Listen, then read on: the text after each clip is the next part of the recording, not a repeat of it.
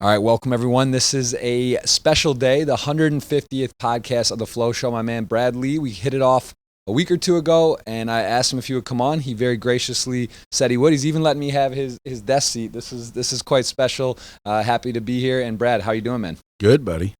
Thank you for coming. I guess, I don't know how many times have you actually been on the other side of the being interviewed. I mean, you do a lot of these. Have you done this before or a couple times? Yeah, I've been on a few. Been on a few. Okay, cool. So, all right, I don't have to worry about you being nervous or anything. Let's just dive right in. For those that don't know, you can give a little background on yourself and what you do, and how you've gotten to this point in your career. When did this all start? Just let me hear from your side. I have a lot of notes on you, so you tell me who you are. My audience, who's poker centric, they may not be as familiar with you. So give it to me. Give me your whole life, basically, in a minute or two. In a nutshell, I kind of born and raised in a blue-collar family in the Northwest. Dropped out of high school at 16, thought I was going to be a movie star, didn't listen to the parents, didn't listen to anybody giving good advice. Decided I wanted to try things on my own, was told, I wasn't going to make it, et cetera, et cetera. Turns out they were wrong, but it took a while for me to learn the hard way. And now I own a portfolio of companies. The main one, LightSpeed VT, which we're headquartered here, which is a web-based interactive training software. We did Poker VT with Daniel Negreanu. Yep. We also did some stuff with World Series of Poker. We have a lot of name brand companies using our platform, subject matter experts using it. But ultimately, I'm just an entrepreneur, man. I'm a CEO. I'm a speaker. I'm an author. I'd wrap it up by just saying, I'm a businessman. Businessman, I like that. And when did it like break for you? So you decide you're not going to be an actor. Of course, it's cool. Everyone wants to do that. You're kind of doing that in a sense with the podcast and everything. You're public. You're visible. What was the point where you said, okay, I'm doing this? Like, when was a big break for you? When you knew your direction and your focus? It hasn't came yet. I'm still working on it. But I didn't ever decide I wasn't going to be an actor. I think I said I'm going to go get rich so I can pay for the movies to be made. So that's who decides the bottom line, who's in it, etc.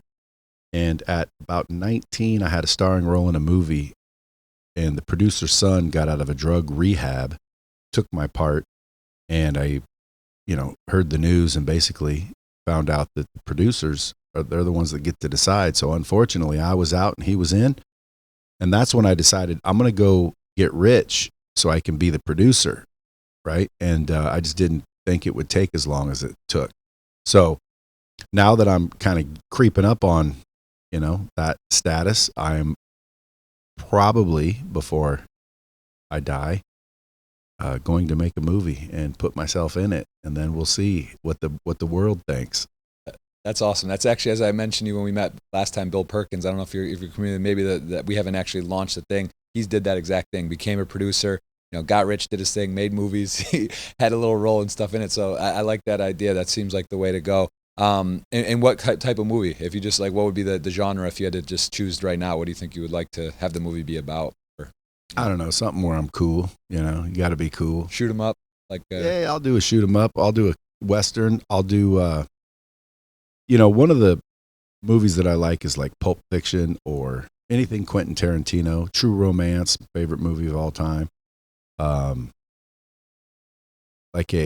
ever see, I think it was called Swingers with Vince Vaughn? Yeah.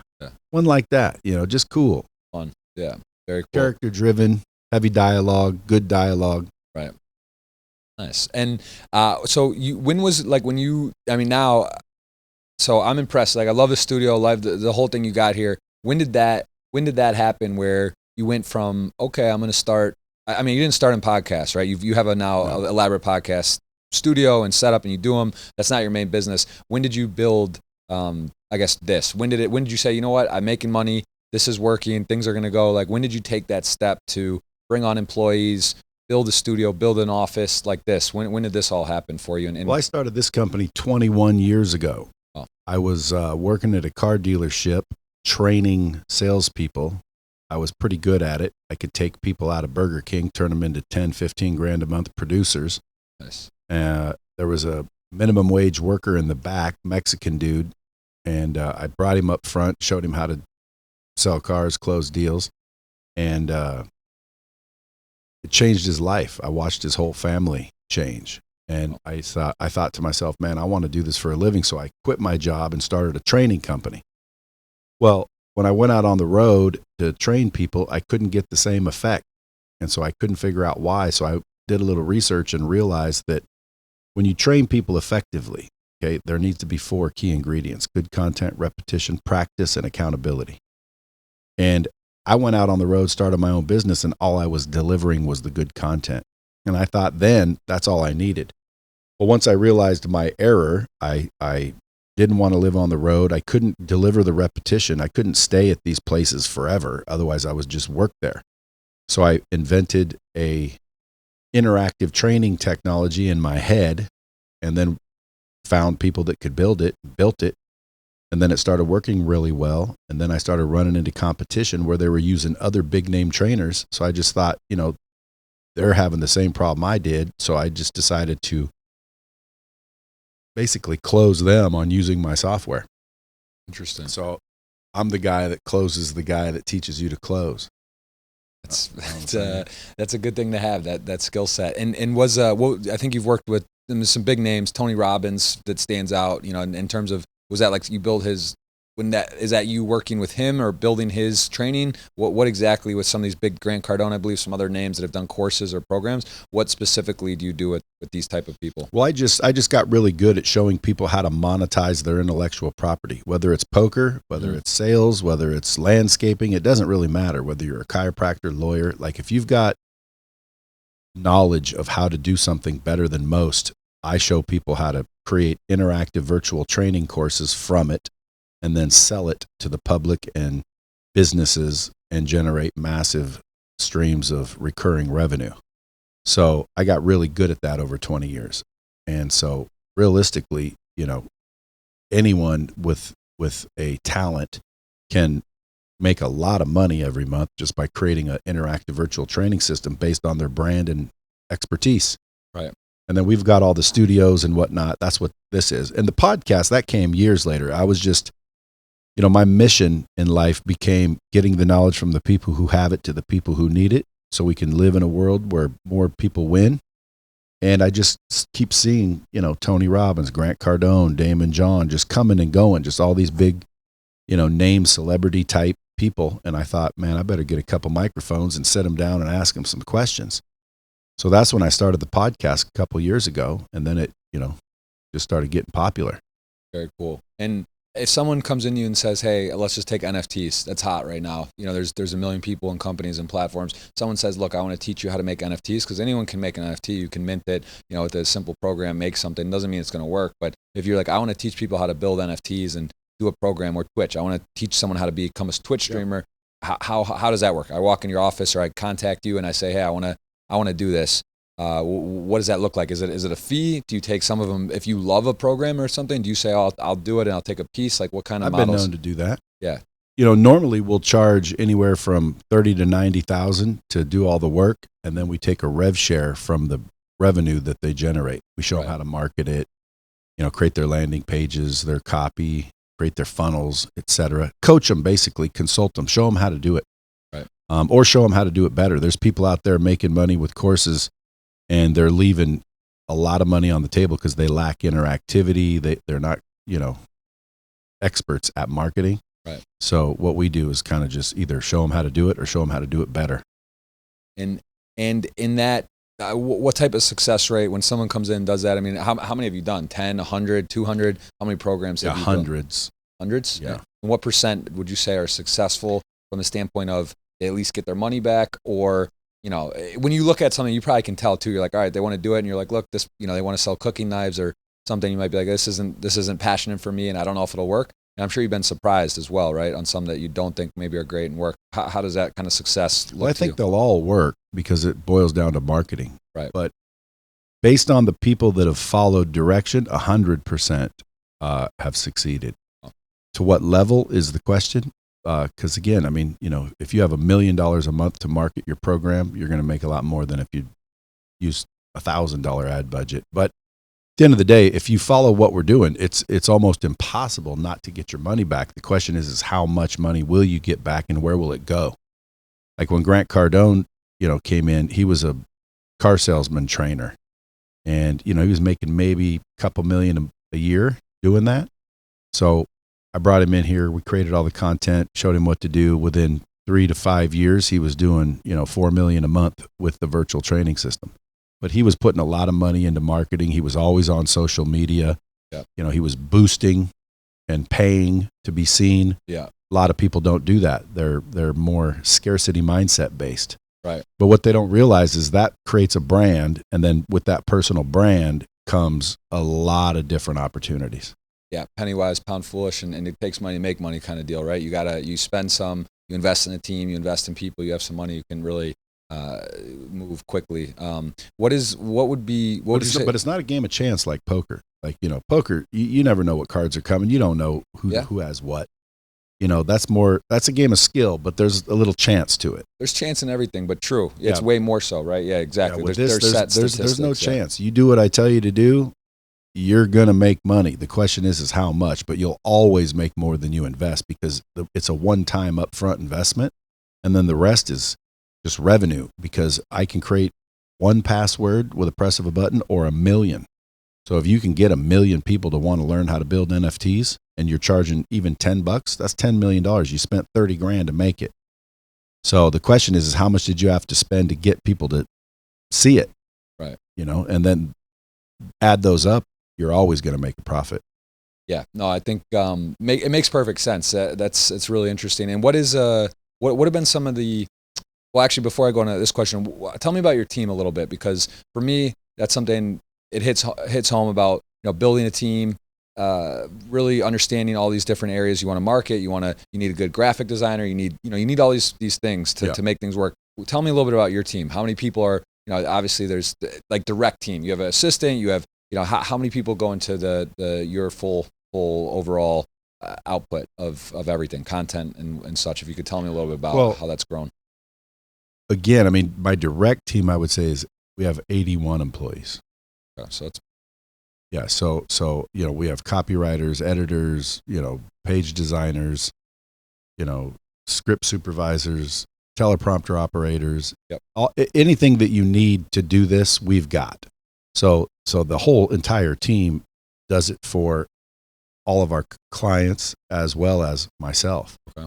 I started something called Closer School, which basically teaches, how to master sales, closing, and persuasion, personal branding. How do you get a big personal brand and leverage it? Social media and marketing. So I built that to show people how easy it is to do. So if you came to me and you were like a little on the fence, I'd just show you Closer School. Does $100,000-$200,000 a month in revenue, and I don't even pay attention to it much. Right. So it's kind of all automated. So I built that really to kind of show people like, look, just do that. But ultimately, it's the same 81 people that put that together as well. Oh, it's a lot of people. So that's got to feel good to have that kind of scale and team size. And did you have a difficult time because obviously you didn't hire 81 people at once, like this built over time. Yeah. What was that first, was that difficult for you to say, I want to hire this or pay this person a salary? Once you saw a certain money coming in and it worked, because that I think is the hardest part. Like I see people struggle with that, to take that step, to hire someone, to bring people on, to try to expand. They're scared. How did you make that first step? Or did you have a big score or a big sale and you're just like, I'm going to put it in? How did that go? Little by little. But the reason why people do that is because they start off usually broke. Right. Then they start making a little money, and then they want to hold on to it. They don't want to be broke anymore. They didn't like the feeling of not being able to pay their bills. So once you get a little level of success, most people start pulling back on the money. They want to hold on to it. And right. When they hold on to it, they stunt their growth. What I did is I started out and I said, listen, I need to make $10,000 a month before I hire somebody. So I myself went out and sold $10,000 a month worth of business. And then I took 5 of that and I hired someone. Now there was 2 of us to get back to 10,000. Okay. When I got back to 10,000, I took 5 and hired someone else. And I just kept doing the same thing. So now obviously my bills were going up, but there was more of us to pay it. But I didn't go out and get a better car, better apartment, furniture. I just kept reinvesting into the business. And I didn't really feel like it was my money, even though it was. I just kept reinvesting and scaling and growing and hiring. And then it got to a point where now there was some excess. And how about talk about with family, kids, I believe 7 children, and we spoke on this a little bit before, but maybe could you? I just noticed this as well because I'm 35. I have a 2.5-year-old. A lot of my friends have now two kids, 3 kids. I see it. There's some there's some, I don't want to say hurdles, but just kind of realizing, of course, right, there's a way to do it. You hire help, or part of the day they go somewhere. But did you find at times where you're like, wow, like I can't go to all my school or all my kids' functions, or did you find a system that worked for you? Because this is something that I feel not like a obstacle. I make it work, of course, but I don't want to miss my son's stuff. I don't want to, I want to see him growing up and be a part. But I also am very motivated to build and grow. And I realize what I do now is my foundation for later. Like the work I put in now is going to make everything easier later. So how do you kind of tell someone to balance that? How have you been able to balance family with success and growing? Well, I haven't really. You have them and that's that. And then you deal with it. But ultimately, they're spread out. So when I was in high school, I heard about this thing called sex. I figured I'd give it a shot. High school, that's a little late. Yeah. And boom, had a kid. Okay. Stayed away from it for about 1.5 years and thought I'd try it again. Boom, another kid. Okay. So by 19, I had 2. Wow. Now, after I got married, at 20, I forget, maybe 2. Obviously, those 2 were from 2 different women back in the town that I lived in. So they kind of got raised by their moms, and I just, Where was that? Visited. What city? Where'd you grow up? Oregon. Oh, in Oregon. Yeah, so I can't claim that I raised them because I didn't. I mean, I paid, but right. Wasn't really that bright. We all make mistakes. So anyway, got married, had 2 more, and then divorced and got married, and now have 3 more. So it's 7 kids from 4 women. Okay. Now, I didn't sit there and change diapers and be this Mr. Dad the whole time. I made mistakes on the first set. I made mistakes on the second set. The third set, I'm doing a lot better.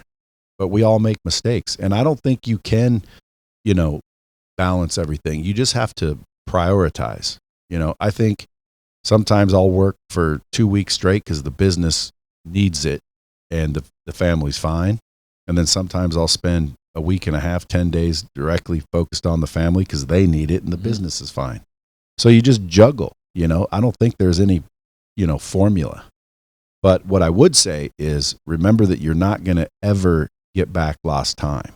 You can find lost money, but you can't find lost time. So birthdays, soccer games, first events, you don't want to miss those. Right. So you just take a break. They don't last that long. For sure. Yeah, no, I mean, that's impressive. And to hear 19, I didn't realize you started that young. I mean, I think that's like a lot of people could use that as an excuse. Like, oh, I'm, if for not having success or not pushing forward, like I got to do this or I need to be there. So, 19 years old, again, you'd probably say too a mistake, but as in like you wouldn't have done that if you could have planned it, but I'm sure it's a blessing, right? And it's great to have the children there in the world and all that. But it's just, that's impressed me. I didn't realize you started that young. So you're 52. That's right. So you've been a father for a long time. And what advice would you say to someone that is, if you do have a child in high school or something, and looking back, was there things you would have done differently now that you see like where it is, or do you think that you did the best, of course you can in any moment, but was there any advice you'd say someone who starts like, wow, I had a child, I'm freaking out, I didn't need to do it, I'm not ready, I'm not set in my life yet, what do I do? Like, give me just one piece of advice looking back that you think is important to focus on that. Well, my only advice is, take responsibility, be there, don't be a dipshit. I was a little bit of a dipshit for the first 2. But after they turned like 14, they came to live with me. So I took them from there. Right. So I made up for it. There you go. But at the end of the day, man, realistically, the advice I would give parents would be to be a parent and not a friend. You know what I mean? We really want to end up being their friend, but that doesn't make a very good parent. Sometimes you need to be more focused on being a parent instead of their friend. You know, I used to want to see a movie that was out, and I'd just bring my kids with me, and you know, I'd justify it by, you know, they learn worse language in school, you know, but it was because, you know, I was young and immature myself. Right. So I would just say, you know, take responsibility and be there. You know what I mean? Mm-hmm. Don't run from it. You know, just deal with it. You know, show up, try to pay attention, try to, you know, pass on knowledge, take responsibility, do what you can, you know, own it. Right. I like that. Tell me about your regiment routine. I know, you know, you see the stuff like Tony Robbins, cold plunge, and 5 a.m. wake up and all this stuff. And I'm always fascinated with sleep and how people kind of, are you someone who, depending on the day, if you go out at night, you know, you hit Tao or go out with Strauss or somewhere, you're having a good time and you're like, oh, okay, it's late. Or do you always wake up at 6 a.m.? Do you have a schedule, or do you kind of go with the flow on depending on how the days go? Or are you like really regimented in your schedule all the time? Well, I don't set an alarm. So whenever I wake up, I wake up. You know, I think our bodies will tell us when we've had enough sleep. But I wake up around 4:30. 4:30. My dad's here. Drove me here today. He's in town, and he set his alarm 4:44 every day. I remember I used to be playing poker in high school, and I'd slide into bed sometimes. I'd hear that alarm go off and just shoot in. But wow, that's very early. So 4:30 a.m. And give me a little bit of what that looks like that morning at 4:30. Well, I just naturally wake up at 4:30. First thing I do is I've trained my brain to appreciate the simplest thing, which is life. So it sounds cliche, but I wake up, and the first thing I think about is I get another day. So I use an analogy, and it makes people understand what I'm talking about. If I just handed you 10 million cash, would you be excited? Would you be enthusiastic? Would you feel pumped up for the day, maybe the week, maybe the year? Yeah. You know, you'd be really happy about life. Well, if I said I'll give you 10 million, but you can't wake up tomorrow, would you take it? Of course not. Nobody would. Well, think about that. You wake up tomorrow morning, bro, that's worth more than $10 million. But you don't act like it when you wake up. Right. Most people don't. Right? We don't. We wake up and we worry about this and think about that, and we live in the past or the future, and you know, both of it's, you know, I trained my brain to be grateful that I just got another day. So I call it the $1 million morning, because waking up's worth more than $1 million. So I wake up, and the first thing I think about and get excited about is, wow, you know, I get another day. So it throws a smile on my face, and it shifts my perspective to think about shit positively. You know, now I get up and I focus on 4 key areas. Number 1, I go work out, right? Because if you don't have your health, dude, trust me, money's got nothing on health. So I go work out, make sure that, you know, I stay somewhat healthy. Then I focus on relationships, because I believe relationships are the new economy. I'll just write down 5 or 10 people that I'm going to touch base throughout the day with, just to say hello, how you doing? Can I help you? What's happening? You know, just touch base. You ever see those people that every time they call, they want something? You avoid those people. So I don't want to be that guy. So I reach out, I touch base with, you know, 5 or 10 people I'm looking to build a relationship with or improve one. And then I write down 5 things that will drive revenue for today. So before I go to bed, these 5 things I'm going to knock out before I go to bed. Right. 5 that drive revenue, because money's more important than people think. And then I open up a book or turn on a Audible and learn something. See, because people don't understand, man. You got to understand. You're getting what you're getting because you're doing what you're doing. Make sense? And you're doing what you're doing because you believe what you believe. Your beliefs literally determine your actions and your choices and your mindset. So your beliefs are what cause your actions. Your actions are what cause your results. So if you're getting what you're getting because you're doing what you're doing, and you're doing what you're doing because you believe what you believe, well, then how do you change those beliefs so you can change those actions and change those results? The only way to change your beliefs is to get new information. And there's books and audibles and, you know, there's so much information out there, but we don't intentionally seek it on a daily basis. So every morning I intentionally consume, 30 minutes minimum of new information, a book, podcast, a freaking, YouTube video. It doesn't matter, but I'm seeking information every day. So I call that the $1 million morning. I wake up realizing that it's worth more than $1 million. That puts my perspective into an optimistic, mindset. I work out. I focus on a few relationships. I determine what I need to do to drive revenue. And then I freaking learn something new. Keyword being new. Right. Very, very, very cool. And but for you, if it's like you're going to work out for 45 minutes or an hour or sleep an hour, if it's close, like you get up and you'll just push through it, or do you? No, I sleep until I'm done. Until you need, yeah. Dude, I wake up, my eyes open, I'm excited. Yeah, just why? Shoot out because my eyes woke up. Yeah, that's a good test out there for sure. If you're in there, you're hitting the snooze button. You're kind of taking a while to get out of bed. That's what are you hitting the snooze button for? Right, that's a problem because you like sleep. Now again, if you wake up, because I've woke up before tired. And, I look around a little bit and then I just close my eyes again. Why? Well, because I'm still tired. Right. But when I wake up, usually I'm not tired at all, because when my eyes open, my brain's trained to go. It's like getting $1 million. Would you be sleepy if someone handed you $1 million? Not really. No, you'd get up at 3 a.m. every single day, excited. You'd be showering on the way to get your $1 million. But if you just put your mind in that perspective where waking up is worth that, when your eyes open and you realize, shit, I get another day, it for some reason just energizes you. Or it does for me. So when I wake up with my eyes open, I'm not tired anymore. Absolutely. And I don't really care what time it is. I've woke up at 3:30 a.m. Yeah, that's getting a little early in my book. It's like, holy shit, I should sleep a couple more hours. But when I open my eyes, boom, it's like, dude, I'm excited. Like, let's get the gym knocked out. Let's get one nutritious meal at least knocked out.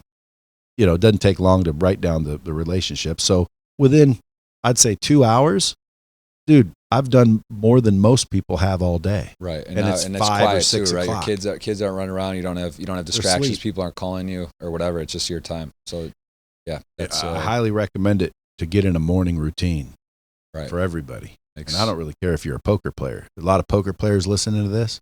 This dominant poker. Yeah. All right. Let's just say that the $1 million morning is like flopping the nuts. Okay. So your terminology. There you go. That'll I know how to play poker, bro. Yeah, we'll get into that. We'll talk about your poker experience. And so you've been in Vegas for how long then? How long have you actually been? Since 91. What made you choose Vegas? My buddy called one time, said there was a lot of chicks here, UNLV, and palm trees and sun, and I said I'll come down and visit. So I shot down for what I thought was going to be a 4-day visit, and I spent all my money on the first day and didn't have any money to get home. So I had to get a job waiting tables to earn enough money to get back home. Well, when I got a job waiting tables, I started meeting local people, getting invited to parties. So I figured I'll stay another week. Plus, I was making good money, tips. Mm-hmm. So I thought, oh shit, I'll hang out another week, and that turned into the rest of my life. Oh, yeah, it's cool. I've been in and out of here a couple months a year for the last 15 years, and I like Vegas. Obviously, it's exploding. The Knights, the Raiders, sports franchises come in, and it seems to be doing very well. If you weren't here, where do you think you would live? Like, where's some places you travel in the world that you love, or you're like, I'm there. I'm like, I think I would live here if it wasn't Vegas.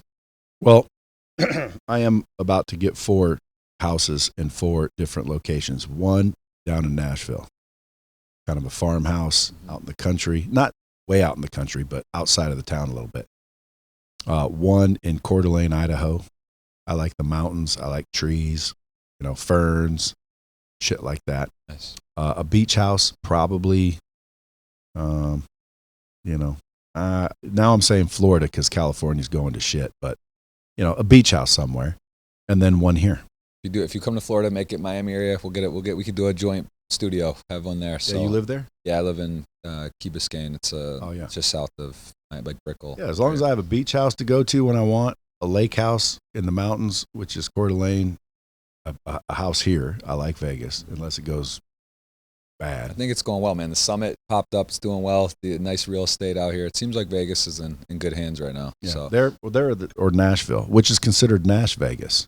So Nashville, Vegas, Coeur d'Alene, Idaho, and probably some beach town.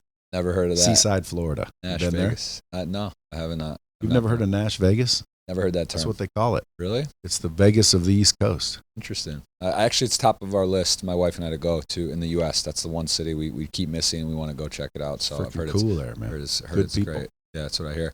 And would you build studios in these places, or is that to get away? Or are you going to have like your setup there where you can go and work? I'll have a studio everywhere I go. Nice. That's how I am. I like that. I like to be able to have something that you can just plug and go. So that's very cool. What made you want to jump from one to why like all these places right now? Is that part of your philosophy? Like work hard, you built up, and now it's time to kind of enjoy, spend, and expand, or is it's just time?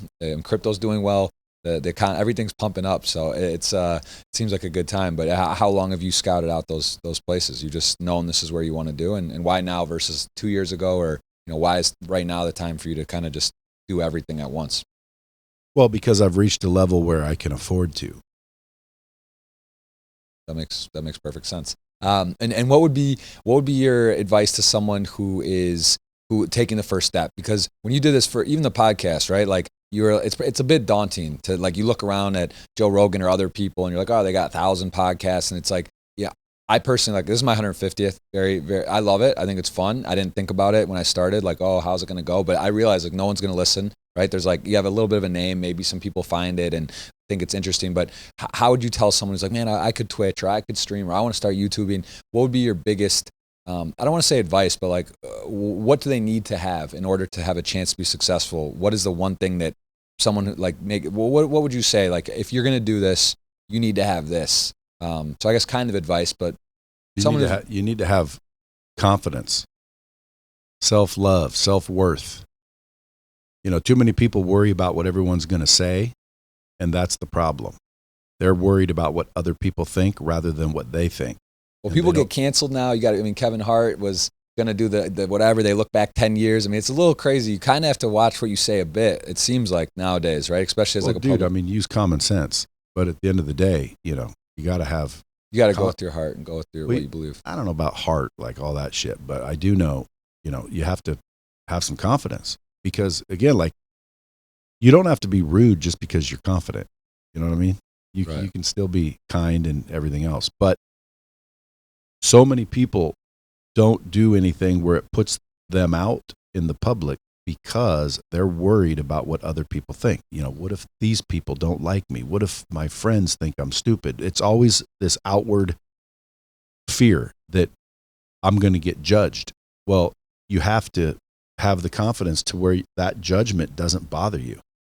And then I think that's the key, is not worrying about what other people think. That way you're being authentically you're saying what you feel. And I think people are drawn to that authenticity. My podcast is one of the top in the nation, and dropping bombs, by the way. Yes. For all you poker fanatics. It's mainly for entrepreneurs, really. It's because we talk about sales, business, but I get all kinds of people on there. But ultimately, I don't care whether people are listening or not. Of course, we want them to. We want to have a popular podcast, but I don't care if no one's listening. Number one, it gives me the ability to get content, right? This is content for you. Now, building a personal brand, which is important for everybody, is really what it's all about. So when you build a personal brand, what do you have to do? Number one, you have to be you, because if you're not being you, people can see through it. You don't get as popular, et cetera, et cetera. But once you realize, well, I need to be me. Well, what do you do every day? Where are you going? Who are you talking to? That's you, right? So just film it. And a podcast is an excellent opportunity to sit down, have a conversation, learn some new information, make relationships. You know how many relationships I've made just because they wanted on my podcast? You know how many deals I've made because people were on my podcast? Yeah, can't imagine. See, you're on my podcast. Look, we're going to be doing NFTs. We're going to be doing business. I guarantee it, all because of the podcast. If I didn't have that podcast, you wouldn't know who I was. I did know who you were, but yes. Well, you knew me. How'd you know me?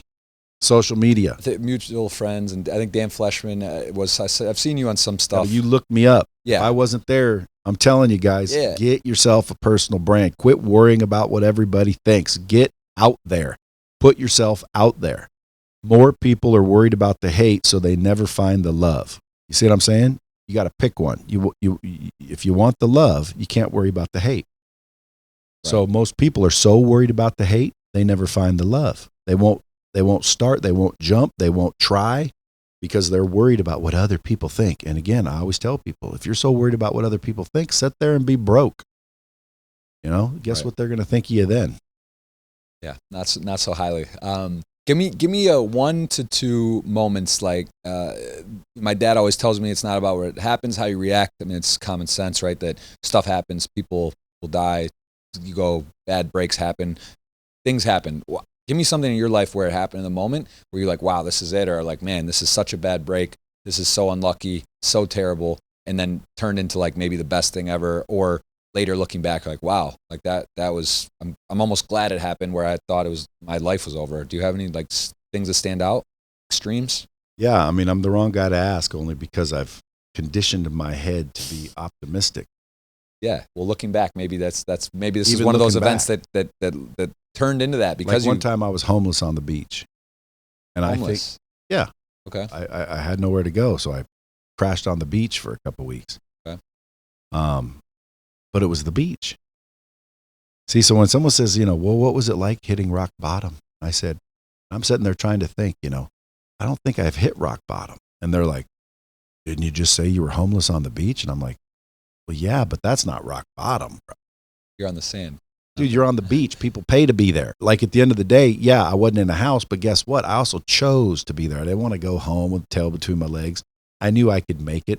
At the end of the day, there's choices in our life, and that's what is going to determine quality of your life.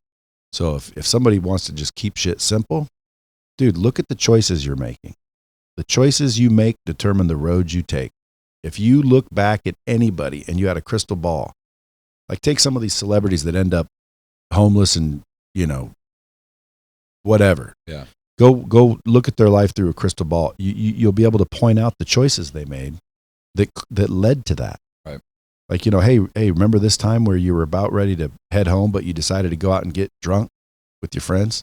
Yeah. And remember when your friends said, you shouldn't drive, and you decided, I'm not really that drunk, so you decided to drive. And then on the way home, you crashed, killed someone. Now you're in prison. And now you wonder why you're in prison. Well, right. You made bad choices.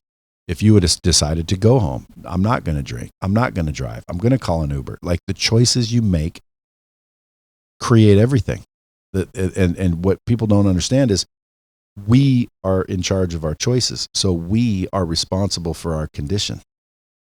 And so once somebody really grasps what I just said, they realize, dude, you are the reason your life is the way it is, good or bad. Yeah. And if it's bad, all you have to do is realize I'm responsible. So how do you change it? I just told you. You want to change what you're getting, change what you're doing. Change what you're doing, you got to change what you believe. How do you change what you believe? There's no other way to do it. There's only one way to change your beliefs, and that is to get new information. So just every day from now on, get your ass up and seek new information before you go to bed. So every day you become more knowledgeable. And yeah, it might take 10 years, but so what? No one said it's overnight. The question is you're going to go 10 years regardless. You want to go 10 years and be in the same boat you're in now? Like, dude, that would be stupid. Just like losing weight. People are like, I don't want to work out for a year just to look like, look great. Well, dude, it's going to be a year from now, no matter what. Right. Yeah, it's a great point. I mean, I'm a big believer in luck is when preparation meets opportunity. I love that saying because I think, if you do the work, you do the right things, and you're prepared, stuff will kind of come your way. And I had actually this Party Poker, as it says in the background. This is my podcast sponsored by them. I work with Party Poker, but I had one of my worst hands in poker. I lost the biggest pot of my life. Got 2 outed, aces to kings, and the guy who beat me ended up hiring me, Rob Young. We were on a boat and we started talking, and next thing you know, I get the best deal of my life, 3-year deal with Party Poker, and like here we are, right? And it's like, in the moment I'm like, wow, this is terrible. Like I just lost the biggest pot of my life. This is crazy. I wanted to run it twice. He only wanted to run it once. He made quads, and I had whatever. And then looking back, I'm like, wow, like this all worked out, and it's kind of funny. But that's like one direct little example, just one hand where it can kind of butterfly affect your life. So I hear what you're saying. Dude, it always works out. If you got to stick with it and believe in what you're doing, and I agree, it does. But to your point, you got to make good choices. Drink and drive. That's a very easy one. That's one that just common sense. You shouldn't do that, and people do it all the time. But dude, they're all easy. Should you work out or no? Yeah. Then why don't people do it? Yeah, it's lazy. It's just It's just the wrong choice. You need to work out. You need to keep yourself healthy. Why? Because without your health, you're fucked. You're screwed. Does party poker cuss? it's allowed. It's not encouraged. You know, Oh, well. you can drop a few bombs. Well, you're screwed. How about that? That's good. Yeah. You know, choices are not that difficult. Okay. Now, will you face difficult choices in your life? More than likely, yes. But the difficult choices, when you remove the emotion, are 99% of the time not difficult at all. It's the emotions that cause the, magnitude of the choice. Should I break up or should I not break up? Well, again, if you remove the emotion out of it, 9 times out of 10, ask your people, they'll tell you, oh, dude, I'd blow that chick out in 5 seconds. She's no good for you, but we want them in our lives. So and next thing you know, 3 years later, it's a bad breakup. You broke up anyway. Dude, you just wasted 3 years. Yeah, you have a kid, you're married or something. Yeah, you made the wrong choice. But at the end of the day, it's because of emotions. So just remember, when you start looking at these choices in your life, dude, remove emotions. It's easier said than done. But just remember that if you remove emotions, what would your answer be? And usually that is the right answer. For sure. What industry right now are you very bullish on? I know we mentioned the NFT. Hopefully we'll do one. I think it's great. Like, we're going to talk about that with the Too Crazy. Are you big on NFTs, crypto? Like, is there anything that you see is exploding? These are obviously hot keywords in the thing. Is there some other industry that people aren't looking at? Is it real estate? Is it solar? I'm hearing some people doing these solar businesses. Seems like an interesting hustle. What area or genre do you think is like someone's looking to do something, get out of their rut and start something new? What do you see as like hot right now that you would focus on if you were you? Well, I think solar is obviously a great industry to be in. I have a solar company where, we're making $500,000 million a year. Mm-hmm. Financial services makes more millionaires than any other business in the world. Historically, I've got a financial group, interactive virtual training, creating your own course. It is very profitable. And not only that, I think it's very important because our education system's screwed up. We're doing it wrong. We're teaching irrelevant shit. The crypto, not crypto per se, but Bitcoin for sure. Like, I like to hold Bitcoin. Why? Well, because every time someone comes up with another coin, guess what they want me to give them for it? BTC. They want my Bitcoin. And I'm wondering, like, well, if your coin's so great, why are you trying to get my Bitcoin? Right. I'll send you USDT or dollars. Like, I got a checking account. Why do you want my BTC? Yeah. So, like, yeah. I forget when all the coins started coming out. Well, first of all, I screwed up on Bitcoin, dude. Yeah. Someone offered me Bitcoin when it was like $50. And I said, well, what do you do with it? And I didn't get it. And I'm like, I don't get it. Like, how do you spend it? Like, it's interesting, though, because you say that, but like right now it's similar. Like, now you hear about coins or other coins. If someone tells you to buy like some side coin or Solana, it's similar, right? Because like Solana's zoomed up, and in 10 years or 3 years, you might be like, wow, like I heard about this. So it's kind of hard, right? Like you said, you feel fishy. Even if you put 10 grand, it's like whatever. But if you put 10 grand into everything that anyone ever told you, you just can't do everything. So, I'm with you. That hurts, though. That's a nice early point, though, 50. Yeah, but Bitcoin is the reward for the blockchain. Yeah. So the blockchain's really what I believe in. Right. Bitcoin, irrelevant. Blockchain's not going anywhere. So sure. If you believe that, well, then you got to believe in Bitcoin. Right. Because Bitcoin's the reward for solving adding a block, let's just say. So anyway, at $50 I was offered, didn't do it. At $600, someone came in here and wanted to do a VT system, and they paid me in Bitcoin.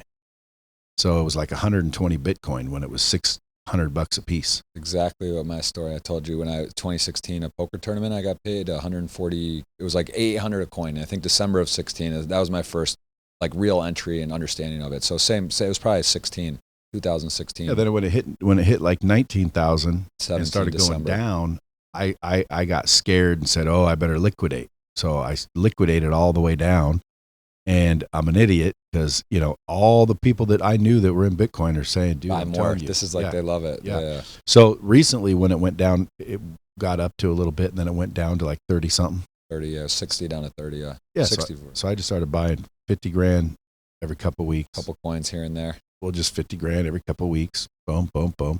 And now look, it's up to what, 66 today? 67. And, It's probably, man, it's just flying. And I also didn't realize that if you need money, you'd sell a Bitcoin. Well, you don't need to. You can borrow against that Bitcoin.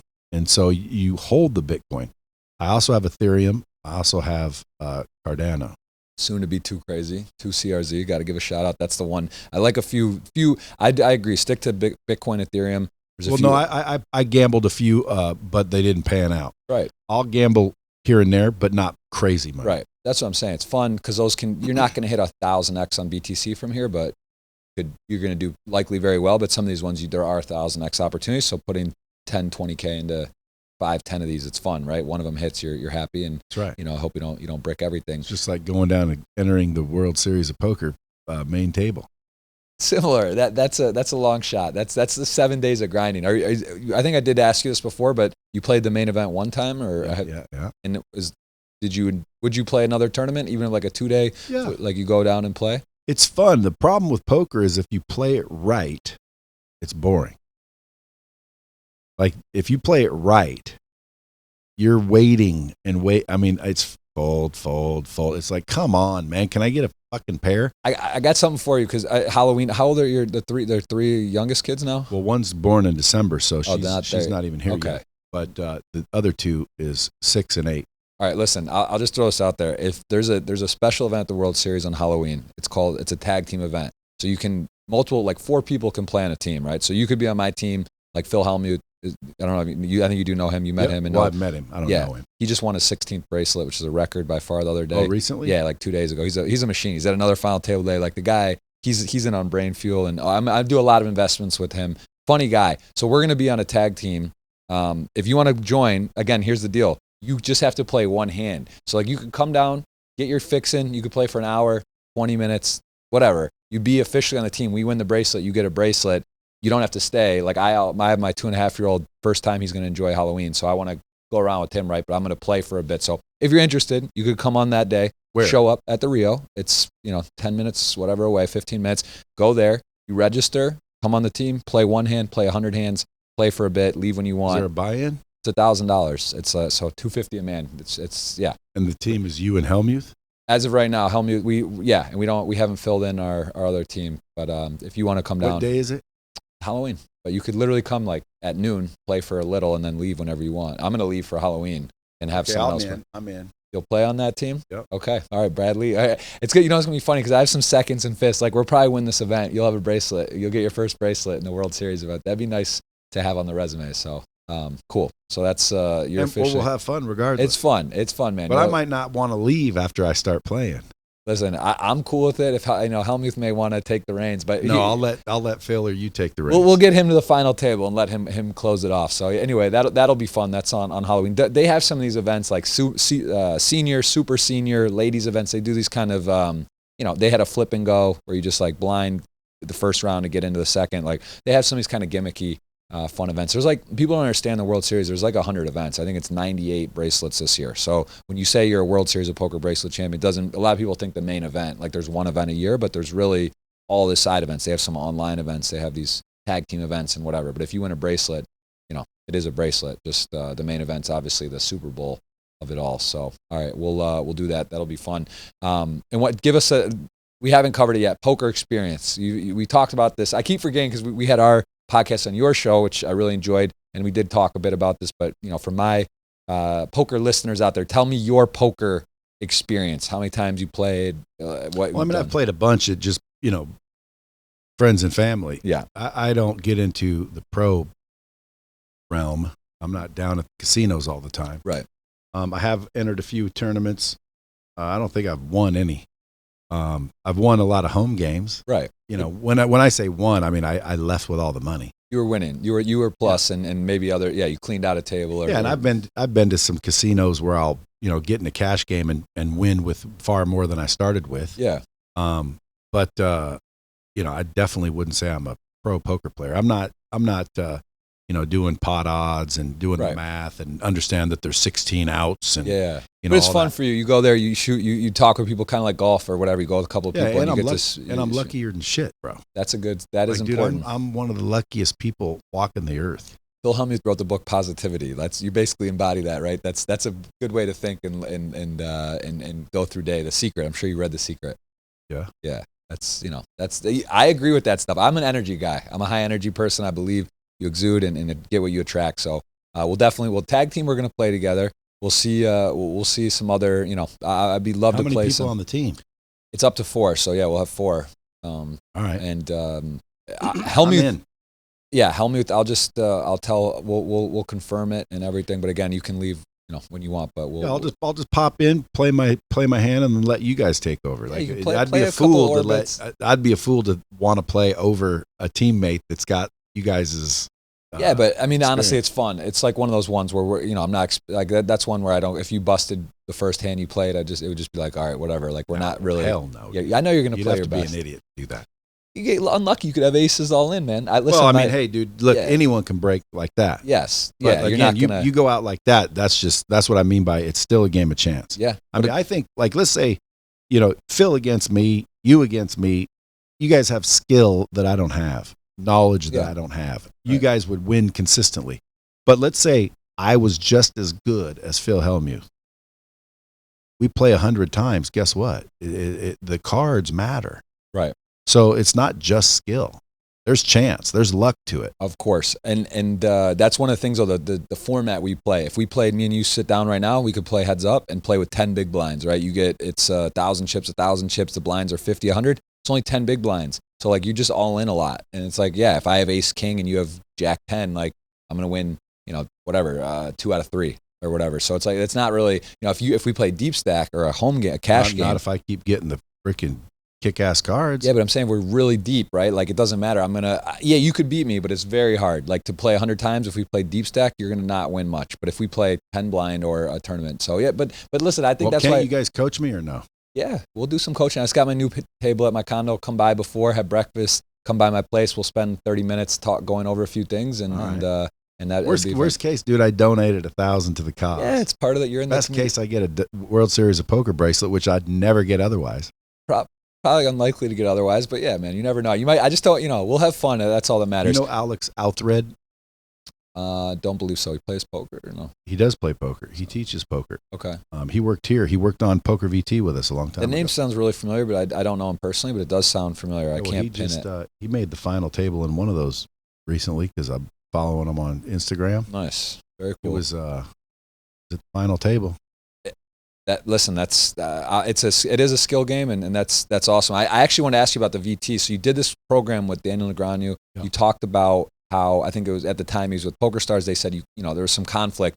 So that's kind of a weird, unlucky break in some senses, right? But tell me about, if I said to you, because I'm very curious, I would be interested in doing a course. I personally, like I said, I'm a good poker player. I've done it a long time, but I'm more on the content side. There's PO solvers and wizards, right? Like guys that are doing really, really intense work daily, and that's just not what I'm doing. But for me, I would love to do a course on building Twitch or something in crypto and whatever. How, is that something, how would that process, I kind of asked you earlier on the cost and how it works, but is that something you shoot in a day or 5 or 10 or how, it depends? How is a basic introductory course to NFTs, or, hey, here's how you build a podcast, or here's how you build a Twitch. You can shoot it in a day, but it takes, a week of planning and writing and creating the courseware structure, et cetera. Right. You have to figure out where to lay in the interactivity, which is data you want to collect, any upsells and or merchandise that goes along with the course. You can embed that. So ultimately, it takes about a week or 2 to plan,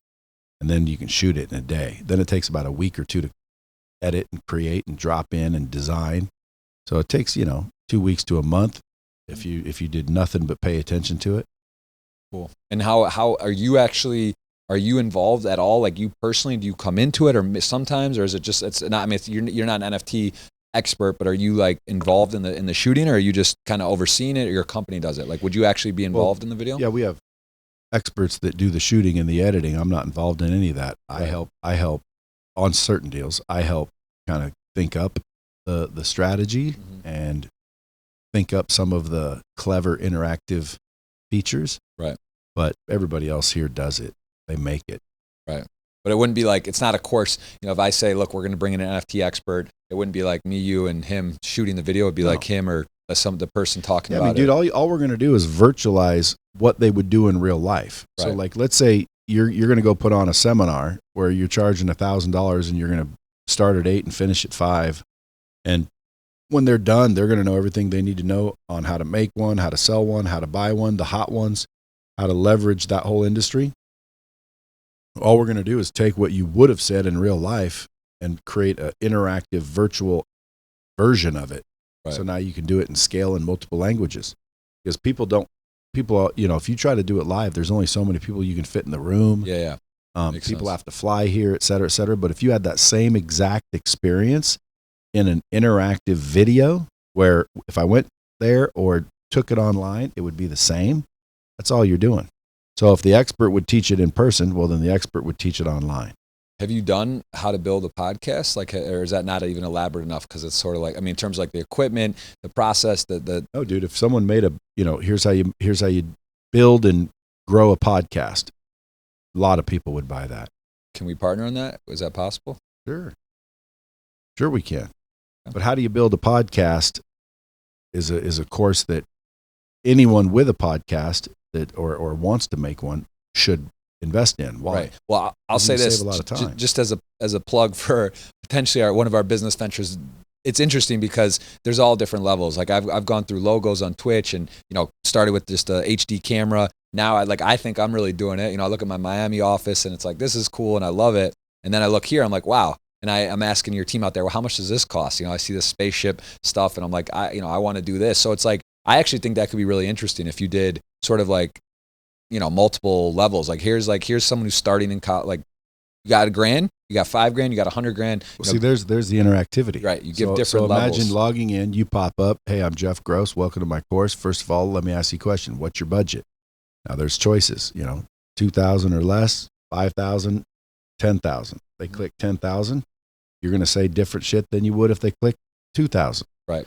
What's also cool is using that example, here's the microphones you want. You can go find them on here or click the button and we'll ship you these. And so now you're upselling them microphones and microphone stands and Roadmasters. Right. And I asked you who does your services for podcasting. I use Podcastly. I think you mentioned who you Libsyn. Like there's a bunch of options. And I just went and looked at what Joe Rogan used. Exactly. So, but that still though, there's different versions and options, right? Like it's like maybe it's more expensive. Maybe this is, there is, it's overwhelming. And even for myself who should probably be more alert to it, like I would pay to see a podcasting course because I want to get better. I want to learn more. And like, this has already been, very, very eye opening to see your setup and just realize, how you can grow. So I think that that's really interesting. And I guess like the courses, I'm sure there's courses for almost everything, but still, even so, it doesn't matter. If someone there might be a podcast course, but if you did one or I did one or together, I mean, we're going to hit different markets and different people. So really. And it boils down to marketing, bro. Mm-hmm. If nobody knows about it, we're not going to make anything. Mm-hmm. If a lot of people know about it, you're going to make at least your money. Right. Yeah. It's very, very, very interesting. What is, in Vegas, like, what would you say living here now, what do you believe is some of the things that when you first moved here, you're just like, all right, I'm going to move here. What has been, something that you're just like, wow, I didn't realize I love it. Is it now there's a sports teams, but was it like Red Rock or is there some areas in Vegas people may not know, like why it's so, there's tax reasons that are great, but is there anything that people may not know about Vegas that you love or that you've learned to love? No. Just, it is what it is, right? It's a city in the middle of the desert. Pretty obvious. Like, the weather, a lot of people think it's hot when it's, not really that hot. Mm. When you live here, if you're outdoorsy, not a good place to live. Because it does get hotter than shit, but it's a dry heat. We've heard that, and that's true. Right. But, Vegas is cool, right? You got the best restaurants, you got the best entertainment, you got 24-hour town. But there's not a lot of community here. You know what I mean? So that's why, I don't think I want to raise my little ones here. I think I want to raise them in Nashville. I want to raise them where, everybody's at the Friday football game and everybody, it's kind of more community based. Here, it's not really community.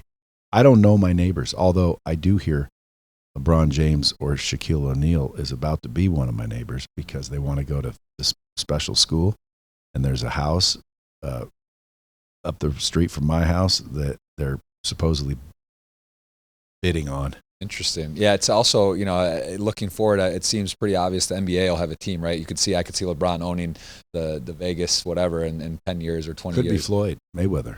As well as, I think he's been trying to get a pro team here for a while. Yeah, it's interesting to see this happen all of a sudden. What do you think about the NIL, name, image, likeness in college? Have you been following that? How now the athlete... You can give money now? Oh, yeah, the NIL. Yeah, it's. I think it's fair. Why shouldn't you be able to? Right. Yeah, it's a big topic. I think it seems straightforward, but there's I guess a lot of stuff was done under the table already. But yeah, if a golfer, it was happening. There was money going around. Well, now it's just legal. And UNLV, I'm sure more than a lot. I'm sure there was a lot going on here. I mean, the major schools, there's been stories about it. I'm sure it does happen all the time. What's your favorite sport to watch? Do you go to the games Hockey. here? Big hockey. Well, I guess if you want to call it a sport, and people are going to kill me because of course it's a sport, but UFC is my favorite to watch. Nice to be in Vegas. Some good fights out here. Yeah, I mean the fights are awesome. But, boxing, as long as their heavyweights are really good, but UFC, I just like UFC the most. I would say hockey, football, and that's about it. UFC, hockey, and football. Nice. I don't like to watch any other shit. And did you play sports growing up? Yeah, football and baseball. Did you ever think you were going pro, or you're like, I'm going to go acting? That was your main focus. Well, no, I didn't really have good parenting. Like my dad, he didn't really care. He didn't come to practice. He didn't care if I went to practice or didn't go to practice. But I ran a 4.40 in ninth That's grade. fast, man. Yeah, I was fast as hell. Shit, that's like NFL fast. Yeah, and then one time I was pissed off about something, and I quit. And the coach didn't stop me. Basically just said, I'm being a punk and a pussy, and let me quit. Which, if I was so damn talented, I think they'd stop me, which they didn't. So I must not have been too talented. But that's kind of comes down to luck as well, right? If you got a Bill Belichick or some great coach that's in high school or coming up, someone who's going to motivate you and be good, like that. There's luck in a lot of things. And in baseball, I'd either hit a home run or strike out, one of the two. Fun. That's a good way to But do dude, to me, it's like, look, back then, no one was getting paid ridiculous money anyway, right? I mean, maybe I'd be completely someone else. Maybe I would be injured. Maybe my life would have been different had I ended up in sports. So I think, although I was athletic, I had a lot of talent, it just wasn't managed properly, nor did I realize it, so I didn't capitalize on it. Very cool. Give me a few restaurants in Vegas. What's your favorite, like off the strip? I mean, we know a lot of the main in the casino. These are advertised and people see. But give me a couple of restaurants that are maybe people haven't heard of. You could be in the casino as well. But give me some of your favorites here. Like I like for steak, which is my fave, Del Frisco's, STK. Where was I just the other day? It was a good steak. What the hell was it? I forget now. One of those. Right. But it'll come to you. Okay. But, I always just go to like steak joints. Sushi, Yellowtail at Bellagio. Mm-hmm. Off the strip, there's one called I Love Sushi. Interesting. I haven't heard really of that good sushi. Kabuto, you ever been there? No. Oh, that may be the best, one of the best in town as well. That's off the strip. Some of those like hole in the wall ones. It's amazing the restaurants here, some of these Asian spots. But nice. And what about nightlife? I know mutual friend Jason Strauss. They had the Tao Marquee. You go out much anymore? When's the last time you went out, like really out like that? You still go out in a bit, or when did that stop for you? I'm sure you hit it for a while. You must have been going out. Come on, man. That's what I'm saying. Give me a few memories here. I was the king for a while. That's what I'm saying. I just realized that, because when I'd go out, I'd always have to have a table. Number one, they're expensive here. Not free. Number two, I didn't let people split bills, so it was me paying always. Right. And I just got to a point where it's like, the alcohol and waking up the next day with the hangover, and then you realize, I've never woke up the next day with more money, more friends, and more good fortune ever. But I have woke up with less friends, less money, and less good fortune a bunch of times. And then you just start to get a little older and you start to realize like if it happens, it happens. Like there's been spontaneous nights where, we freaking had a great time. But, I just got over hey, let's go waste $10,000, $20,000 drinking poison, because alcohol is poison, and waking up and feeling like shit for nothing, because it's really for nothing. Well, it was a bit of a phase. I think most, I did. But all my friends and people that were around back in those days, nobody calls me up and says, dude, you remember that one time that you spent all that money? It blends together too, right? You go out here and whatever, you don't even remember necessarily. It's all the same kind of. You go out, loud music, not good for your ears. There's a lot of, it's fun once in a while. Once in a while, yeah. Like, again, I mean, if we just ended up that way, I'm down for that. Like, we win that World Series of Poker, everyone's out celebrating, we start having a couple drinks, those lead to a table. I'm down. I'm not against them. But, I've got kids at home. I believe it or not, I like waking up. That'll throw off your 4:30 routine. If you're out till 4:30. Unfortunately, it doesn't. Okay. So you just burn a day. You'll get out. You'll just not go to sleep or something. I feel like shit. It's stupid. But I think the main thing, man, was at some point I realized that trying to impress other people, which is really what I was doing. Bit of a flex. It's just, listen, it doesn't make any sense. Nobody's impressed. Like, if I got the money back that I spent trying to impress people, it's a lot of BTC. It would be impressive. About 100,000 BTC worth. And nobody's impressed. Nobody calls me and says, dude, you remember that day? Oh, Bradley, he's a legend, man. Nobody does that. Like, nobody cares. It comes and goes. So at the end of the day, I started to value other things, and I started to value myself more. And dude, if you really like yourself, why are you consuming poison? Yeah. I mean, to be fair, you don't have you got to pay for the real estate. You got to go out. You don't have to drink it, but you can go and not drink. But I'd rather get together with good friends over a nice dinner, go out to the lake, set up a little camp, for sure. Like that's the nightclub scene's over for me. For sure. Just like titty bars, dude. I haven't been to one of those in 100 years. Right. That's not so fun. We used to go to them all the time. It was the coolest thing ever. And then you start to realize, like, this is stupid. Right. Yeah, that's true. That's a good point. All right, last question here. So But by the way, at your age, dude, I was right in the thick of it. Right. Yeah, for sure. I mean, like mid 20s, my 20s, it was a lot of partying, and then you get a good woman that can settle you down, and you start. I think that's also that's something for me that they say behind every great man's a great woman. This kind of thing. It makes sense because in a way, it's like, oh, I'm married or I have a serious relationship. It takes time, but all the chasing and keeping up with whatever and going out and all that's danger, tiresome. Dude, nowadays. Yeah. I mean, 7 kids. I mean, I can't imagine. We at some point can't have 100 kids, man. Seven's a good number. I'm hoping to have 3 or 4, but that's wow. 7's amazing. What was I was getting?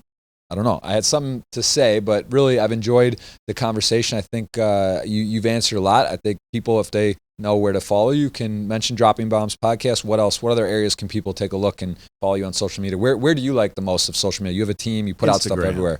Instagram. Okay. And do you do a lot of that, or is it a combination of you and your team? How's that split between posting and stuff? Do you do your own or a bit? Well, I'm the one that answers everybody. Okay. Because no one's allowed to respond as me. So I don't have people in there working leads or I don't use it for that, but I'm always the one commenting and responding in DMs. So Instagram's usually where it happens most. YouTube, I'm starting to do a lot more. YouTube's the backbone, man. You got a YouTube? Oh, yeah. Yeah, dude, I didn't understand the value of YouTube. So if anyone's listening that is building a brand, go get your YouTube started. Focus on YouTube. YouTube's the key to it all. Yeah, it's important. And what have you learned with that in terms of, because it's a bit the algorithms and all this and that, like it seems a bit. There's skill. Yeah, you got to have people kind of, it's not luck, bro. For sure. Like there's tactics, right? For example, most people are not going to find you based on a title. More people are going to find you based on a suggested video. So for example, if you wanted to go, let's say Phil's got a huge YouTube channel and he just put out a video that got 10 million views, and it was titled Winning My 16th Bracelet. Well, you want to make a video, Winning My 16th Bracelet, exact title, and your video will more than likely be suggested in his. So now all of a sudden you get 10 million people seeing his and yours is suggested next. A lot of times people will find you. But I can't say Winning My 16th Bracelet. Yes, you can. You just make your version of it. Right. Yeah. So like one time, you know, because you can search for what people are searching for and make a video based on that, and you'll be obviously more likely to be found as well. So Right. one time, I did it, and the topic was, how do fat guys get laid? That's what they were searching for. So I did a how do fat guys get laid video, and in my opinion, fat guys get laid by, number one, getting rich. How do you get rich? Learn to sell. How do you learn to sell? Closer school. And I got a shit ton of videos and led people to my product. So at the end of the day, you can take any video and then just turn it to what you're saying. So I could go do a how to or winning my 16th bracelet. And then when it starts the video, direct it to where you want it to go. But did people see it is the question. Right. They may not like it, but they will see it. Right. Yeah. You could say winning my 16th bracelet, and then say that I plan to win 16, and here's the path how I'm gonna, you know. Yeah. You could. I get what you're saying. You got to be careful on that stuff. I agree with all that. So listen, Brad, I appreciate it. Guys, give him a follow. Check him out on, I guess, you know, all the outlets. Google me, man. I'm everywhere. He's everywhere. He's all over the place. We're even on his podcast. Hope you guys get to enjoy that. We're going to talk much more. Hopefully you'll see us on some programs. Brad, this has been, honestly, it's been a pleasure. Thank you for having me. Beautiful studio, beautiful setup. And yeah, I think safe to say we'll be doing some business together. So I really look forward to that. Awesome, man. Appreciate it. Thank you very much. All right, guys, that is the 150th podcast in the books on the Flow Show, Jeff Gross Podcast. We'll see you very soon. Thank you so much to Bradley, all his studio, the help. It's been great. Thank you so much.